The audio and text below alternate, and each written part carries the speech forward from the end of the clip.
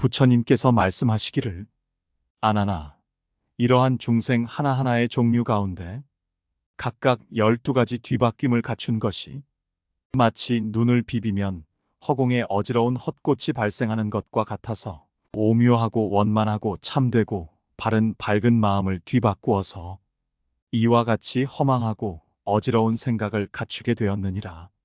내가 지금 부처님의 산마지를 닦아 증득하려면 그 근본 까닭이 되는 어지러운 생각에 3가지 점진적 순서를 세워 닦아 나가야 바야흐로 제거하여 없앨 수 있으리니 이는 마치 깨끗한 그릇에 있는 독한 진액을 제거하고 끓인 물에 재와 향을 섞어 그 그릇을 깨끗이 씻어낸 다음에야 감로를 담을 수 있는 것과 같으니 무엇을 3가지 점진적인 순서라고 하는가 하면 첫째는 닦고 익힘이니 도닦는데 방해되는 원인을 제거하는 것이요. 둘째는 참된 수행을 하여 업식의 성질을 바르게 하는 것이요. 셋째는 앞으로 더욱 나아가는 것이니 현재의 업을 거슬러 역으로 나가는 것이다.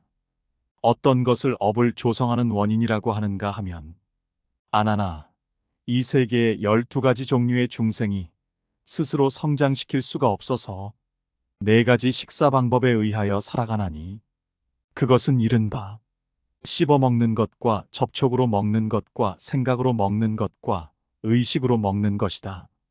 그러므로 부처님께서 일체의 중생들이 모두 먹는 것을 의지하여 살아간다고 한 것이다.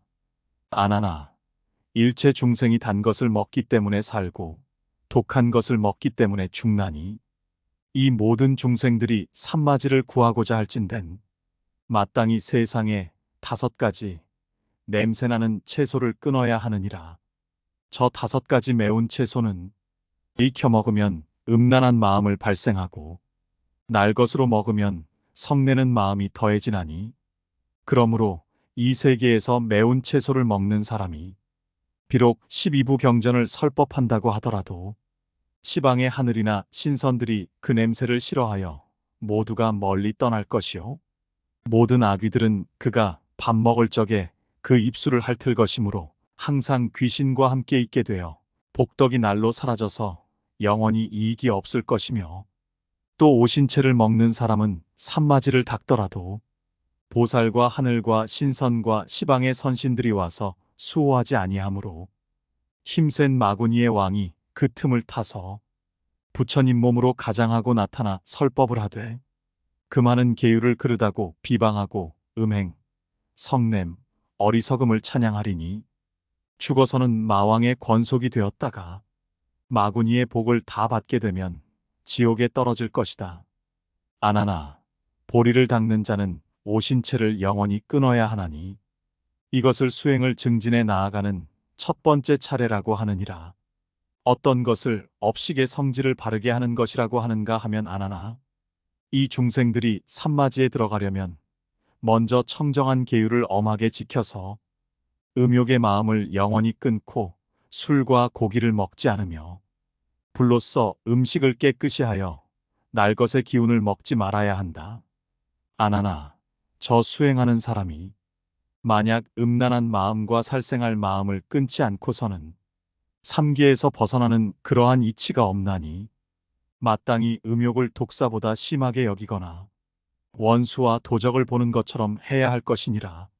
먼저 성문에 4가지 또는 8가지 내침을 당하는 계율을 잘 지켜서 몸을 가다듬어 흔들리지 말고 그런 다음에 보살의 청정한 유리를 행하여 마음을 가다듬어 일어나지 않게 해야 하느니라. 음욕과 성냄을 완전히 끊어서 그 많은 계율을 성취하면 곧 세상에서 서로 낳고 서로 죽이는 일이 영원히 없어질 것이요 훔치는 것과 겁탈을 행하지 아니하여 서로 빚을 짓는 일이 없으면 역시 세상에서 갚아야 할 묵은 빚도 없어지리라.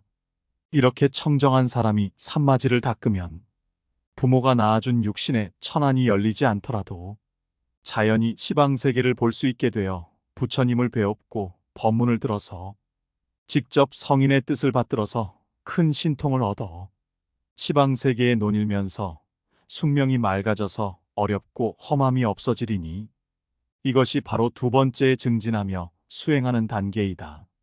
어떤 것을 현재의 업장을 거스른다고 하는가 하면 안 하나. 이렇게 청정하게 그 많은 계율을 지키는 사람이 마음의 탐욕과 음욕이 없어지면 밖에 6가지 대상인 물질의 대다수가 흘러서 빠지지 않게 되리니, 흘러 빠지지 않음으로 인하여 근원을 돌려 스스로 돌아가는 이근 원통을 닦나니, 6가지 대상인 물질이 반연하지 않으면 6개의 감각기관은 상대할 것이 없어져서 흘러감을 되돌려 전일하게 되어서 6가지 작용이 행해지지 아니하여 시방의 국토가 밝고 청정함이 마치 유리 속에 밝은 달을 달아넣은 듯하여 몸과 마음이 상쾌해져서 오묘하고 원만하고 평등하여 크게 편안함을 얻게 될 것이요. 일체 열애의 긴밀하고 원만하며 청정하고 오묘함이 다 그 속에 나타나서 이 사람이 즉시 무생법인을 얻느니라.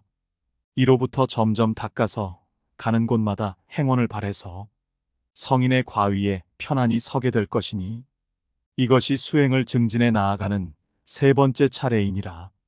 아나나, 저 선남자가 요괴가 말라버려서 감각기관과 그 대상이 서로 만나지 않으면 앞에 나타나는 여습, 무명이 다시는 계속하여 생기지 않을 것이요. 집착하는 마음이 비고 밝아져서 순수한 지혜만 남게 될 것이며, 지혜로운 성품이 밝고 원만해져서 시방세계가 환하게 통해서 그 지혜만 남은 것을 건해지라고 이름한다. 요괴의 습기가 처음으로 말라서 아직 열애의 법류수와 접하지 않았으므로 모든 부처가 비로소 씨앗이 있는 터전에 응할 수 있는 때를 정하여 보배 구슬을 거두어 들여서 보호하면서 항상 이렇게 미묘한 법륜을 굴리셨으니, 너는 마땅히 받들어 지켜서 열애께서 수련하던 바른 길을 밟아서 더디게도 말고 속하게도 말고 정상적인 행동을 자세히 살펴야 하느니라. 아나나, 이 선남자가 이러한 마음으로 가운데로 흘러들어가면 오묘하고 원만함이 열려 퍼지리니, 참되고 오묘하고 원만함을 따라서 거듭 참되고 오묘함을 발생하여 오묘한 믿음이 항상 머물러서 일체의 부질없는 생각이 남김없이 없어져서 중도가 순수하고 참된 것을 신심주라고 하느니라. 참된 믿음이 밝고 또렷해서 일체가 원만하게 통해서 오음과 12처와 18개, 이 3가지가 가로막거나 방해하지 못하며 이와 같이 과거부터 지금까지 무수한 겁을 지내는 동안 몸을 버리고 몸을 받던 일체의 습기가 모두 앞에 나타나게 되면 이 선남자가 그것을 모두 기억해 생각해서 잊어버림이 없는 것을 염심주라고 하느니라. 오묘하고 원만함이 순수하고 진실하여 참다운 정기가 조화를 발하여 시작 없는 과거로부터의 습기가 하나의 정밀하고 밝음으로 통해지거든 오직 정밀하고 밝음으로써 참되고 청정한 데에 나아가는 것을 정진심이라고 하느니라. 마음의 정기가 앞에 나타나서 순수한 지혜로 되는 것을 해심주라고 하느니라. 지혜의 밝음을 잡아가져서 두루두루 맑고 고요하여 그 고요하고 오묘한 것이 항상 엉겨 있음을 정심주라고 하느니라. 선정 속에 빛이 밝음을 발하여 밝은 성품에 깊이 들어가서 오직 나아가기만 하고 물러나지 아니함을 불퇴심이라고 하느니라. 마음으로 나아감이 편안해서 이를 보호하여 지키고 잃지 않아서 시방열애의 기분과 서로 접촉함을 호법심이라고 하느니라.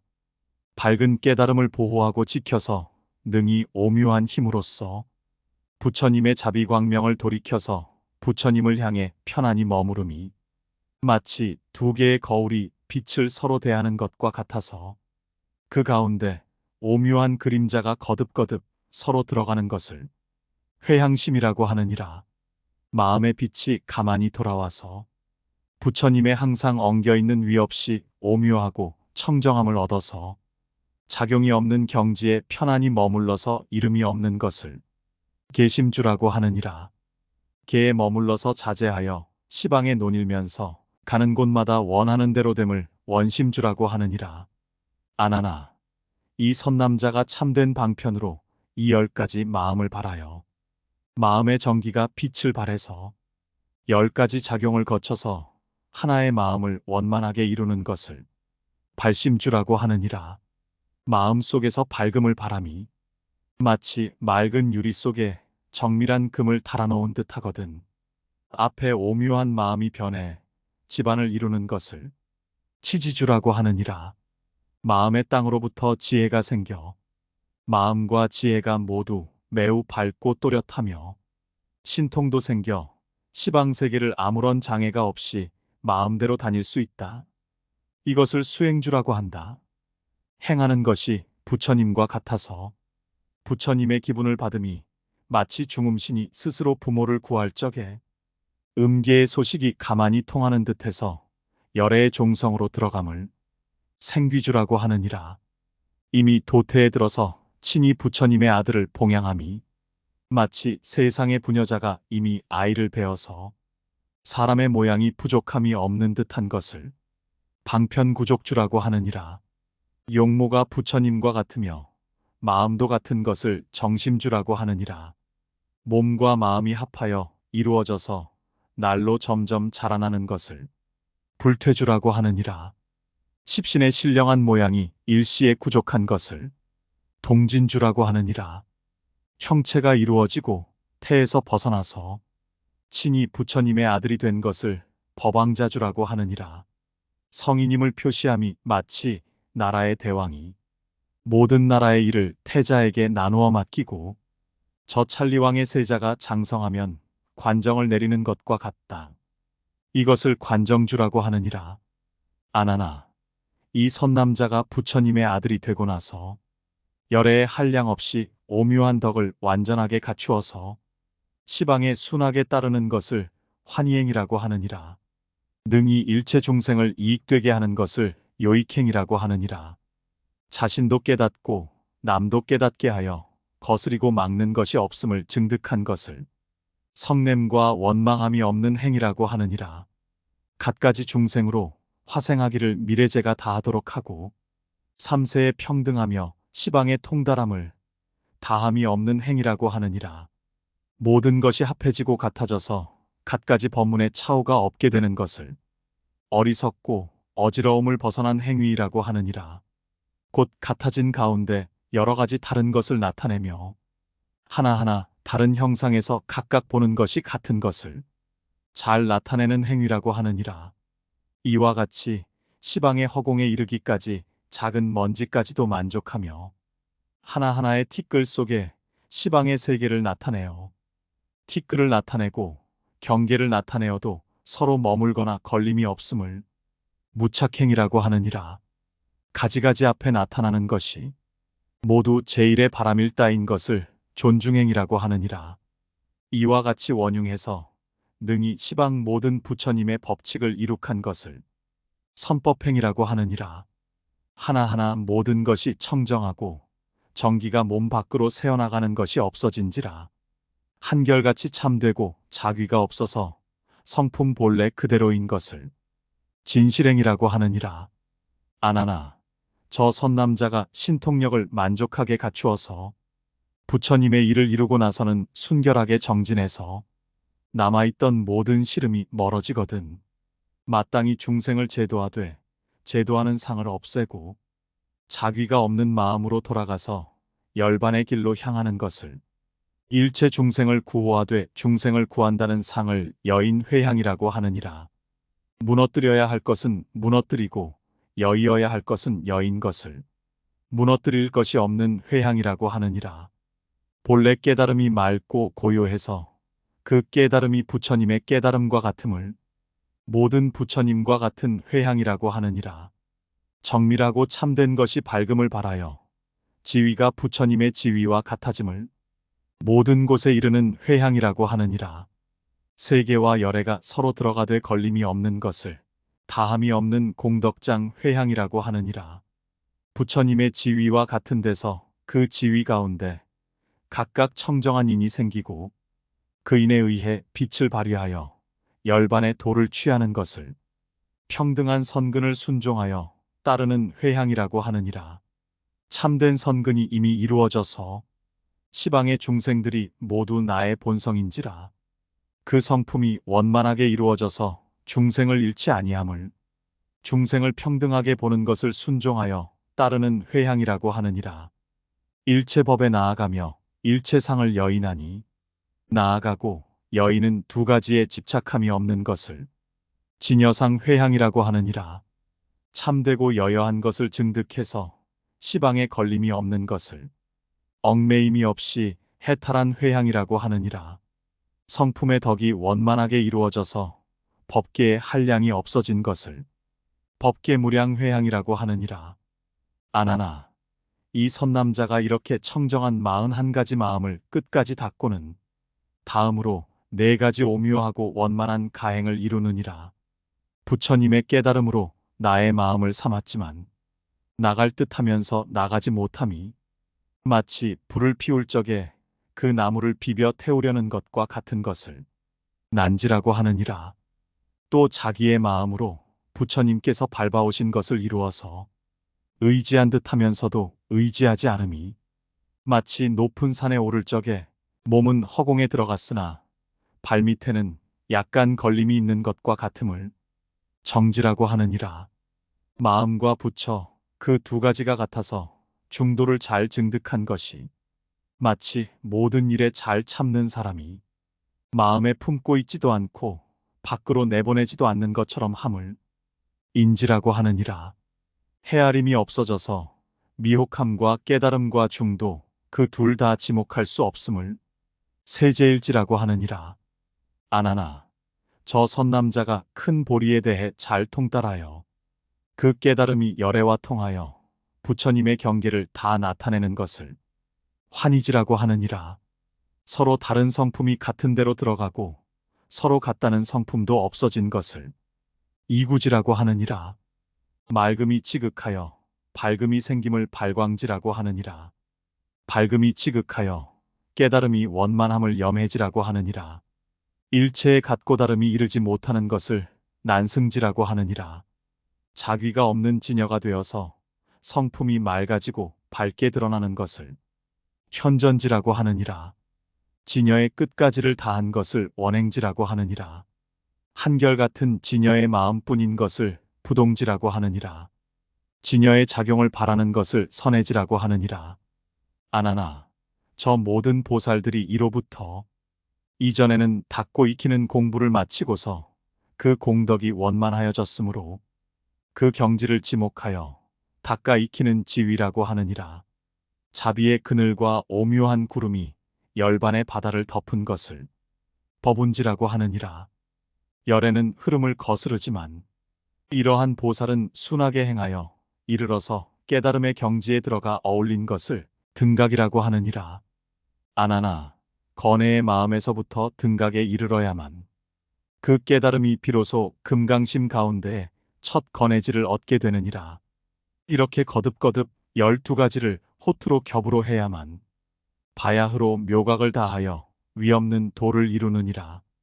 이 여러 가지 지위에 모두 금강으로 헛개비와 같은 10가지 깊은 비유를 관찰하여 사마타 가운데 모든 열의 비바사나로서 청정하게 닦아 증득해서 점차 깊이 들어가느니라. 아나나, 이것은 모두가 3가지 증진법으로 수행한 것이므로 55개 지위의 참된 보리의 길을 훌륭하게 성취할 수 있는 것이니 이렇게 관하는 자는 올바른 관이라 하고 다르게 관하는 자는 사특한 관이라고 하느니라.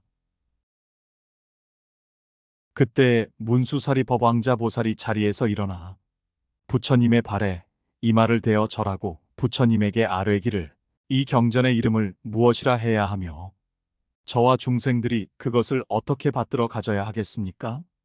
부처님이 문수사리에게 말씀하시기를 이 경전의 이름은 대불정 시달다반다라 무상보인 시방열의 청정해안이라고 하며 또 다른 이름은 친척과 그의 인연 있는 사람을 구호하여 안안과 이 모임 가운데 있는 성비구니를 제도하여 변지에 들게 하는 것이며 또 다른 이름은 열애밀인 수중묘이라고도 하며 또 다른 이름은 대방광 묘연화왕 시방불모 다라니주라고도 하며 또 다른 이름은 관정장구 제보살 만행 순응엄이라고 하니 너는 마땅히 받들어 가져야 한다.